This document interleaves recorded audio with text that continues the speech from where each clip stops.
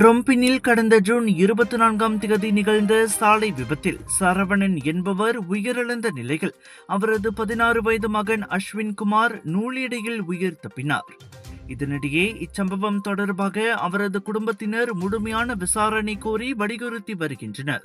லாடாங் கொக்வோவைச் சேர்ந்த அஸ்வின் தனது தந்தை சரவணனுடன் மோட்டார் சைக்கிளில் சென்றபோது கார் ஒன்று மோதியது.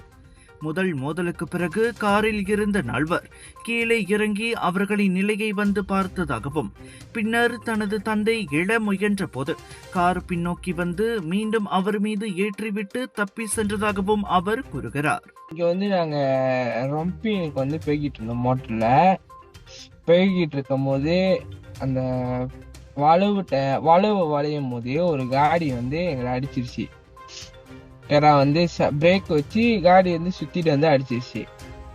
அடிச்சு அவங்க 4 பேர் என்னை பார்த்தாங்க. காலில இருந்து இறங்கி பார்த்தாங்க. பார்த்துட்டு எங்க அப்பா அங்க படுத்திருந்தாரு. பார்த்துட்டு அப்புறம் எங்க அப்பா ஏஞ்சாரு. திருப்படியும் ஏஞ்ச உடனே அந்த அடிச்சவங்க காடியை ரிவர்ஸ் எடுத்து எங்க அப்பா திருப்படியும் இடிச்சு காடி எடுத்துட்டு ஓடிட்டாங்க. நான் பார்த்துட்டு இருந்தது அவங்க பார்க்கல. என் போன் என்னை தள்ளி கொஞ்சம் தூரம் விழுந்துருச்சு. அப்புறம் அந்த வழியா வந்த 2 பேர், ஒரு 2 அண்ணனுங்க வந்தாங்க. அவங்க அந்த பாதையை இருக்கும்போது என்னை பார்த்து இறங்கிட்டாங்க. காடில இருந்து காடி சைட்ல போட்டு அவங்ககிட்ட சொன்னேன் போனை எடுத்து கொடுங்க. அவங்க எடுத்து கொடுத்தாங்க. எடுத்து கொடுத்து நான் எங்க அம்மாவுக்கு அடிச்சேன். அப்புறம் எங்க அம்மா காடி எடுத்துட்டு வந்தாங்க. அப்புறம் எங்க மாமா எல்லாமே அந்த இடத்துக்கு வந்தாங்க எங்க அம்மா அடிச்சு சொல்லி.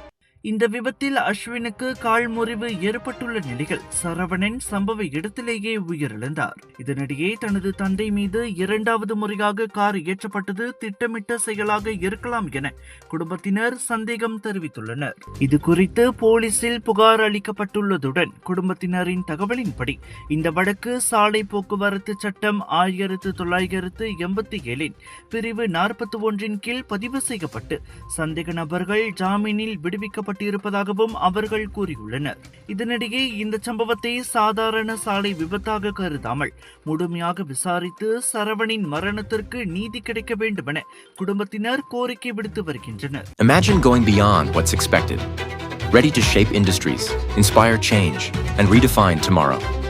Because the future belongs to those bold enough to pursue it and prepared enough to lead it.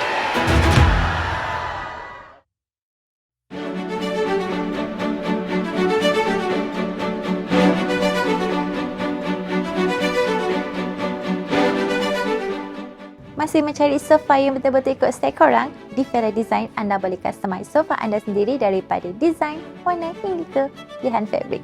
Dengan pengalaman lebih 40 tahun dalam industri perabot, kami juga menawarkan koleksi farmhouse seperti modern farmhouse, rustic farmhouse dan juga classic cottage yang tengah trending sekarang. Dan khas yang untuk nampak video ni, beli mana-mana sofa dan dapatkan free throw cushion. Jom datang ke cawangan Fela Design yang berhampiran dengan rumah anda dan cipta sofa impian anda hari ini tertaluk terma dan syarat.